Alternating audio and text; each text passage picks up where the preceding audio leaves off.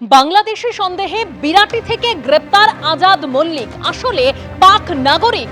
ইডির কাছে হাতে গ্রেপ্তার আজাদ মল্লিক জাল পাসপোর্ট মামলায় গ্রেপ্তার করা হয়েছে, কিন্তু যে তথ্য পাওয়া যাচ্ছে এই আজাদ মল্লিকের বাংলায় একাধিক সরকারি পরিচয়পত্র রয়েছে। 2019-এ বাংলাদেশি পাসপোর্টের মাধ্যমে ভিসার আবেদন, বাংলায় ঢুকে জোড়া ভোটার কার্ড, ড্রাইভিং লাইসেন্স তৈরি করেছিল আজাদ মল্লিক।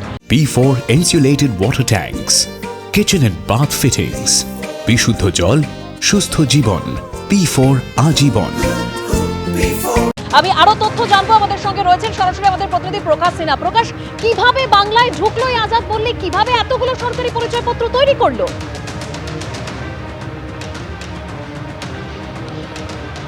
দেখো, এটাই কিন্তু এখন সবচেয়ে বড় প্রশ্ন, যার তদন্ত শুরু করেছেন ইডি আধিকারিকরা। এবং তোমার মনে থাকবে, আজ থেকে 15 দিন আগে যেদিন বিরাটিতে তার বাড়িতে পৌঁছে গেছিলেন ইডি আধিকারিকরা, সেদিন কিন্তু আমি সেখানে ছিলাম এবং প্রতিবেশীরা যেটা দাবি করছিলেন যে কয়েক বছর ধরে সেই বিরাটির বাড়িতেই কিন্তু আজাদ মল্লিক থাকতো এবং তারপরেই তাকে গ্রেফতার করা হয়। জাল পাসপোর্ট র্যাকেটের সঙ্গে সে যুক্ত ছিল দাবি করা হয় ইডির তরফে, এবং ইডির দাবি ছিল যে সে কিন্তু বাংলাদেশের বাসিন্দা।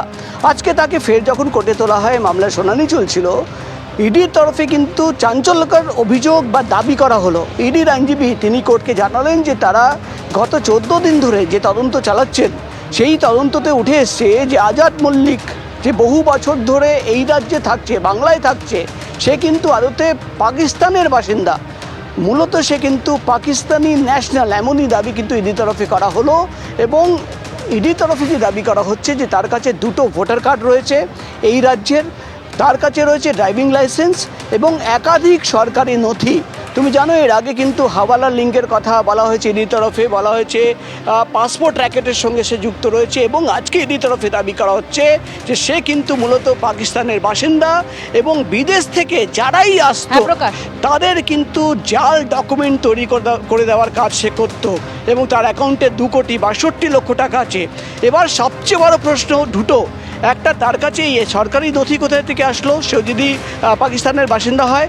দ্বিতীয়, এখন পর্যন্ত কজন বিদেশি নাগরিকদের, বাংলাদেশি, পাকিস্তানি, কাদের সে কিন্তু জাল নথি তৈরি করে দিয়েছে, সেটাই কিন্তু এখন চিন্তার বিষয়। এবং সেটা সামনে রেখেই ইডি আধিকারিকরা ইতিমধ্যে তদন্ত শুরু করেছেন, তাকে আবার নতুন করে নিজেদের কাস্টাডিতে নিয়েছেন ইডি আধিকারিকরা।